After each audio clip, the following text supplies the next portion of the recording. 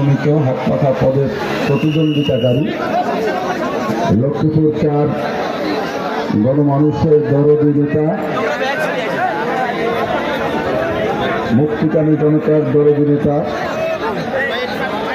আল্লামা খালেদ সাইফুল্লাহ পীর সাহেব কমলনগরের এবং লক্ষ্মীপুরের বিভিন্ন নির্বাচনী আসনের হাত পাখা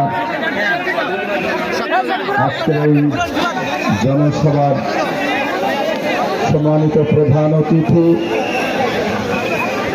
এদেশের লক্ষ কোটি মুক্তিকামী জনতার রাজনৈতিক, আধ্যাত্মিক ও চারিত্রিক রাহবার হযরত পীর সাহেব চরমনের মঞ্চে উপস্থিত জেলা থেকে শুরু করে কেন্দ্রীয় এবং থানা পর্যায়ের নেতৃবৃন্দ, সামনে উপবিষ্ট লক্ষ্মীপুরের গণজনতা, মুক্তিকামী জনতা, ভোটের আর মাত্র কয়েকদিন বাকি আছে।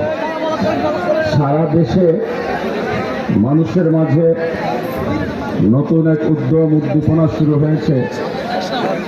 বহুদিন পরে তারা তাদের পছন্দের প্রার্থীকে ভোট দিতে পারবে।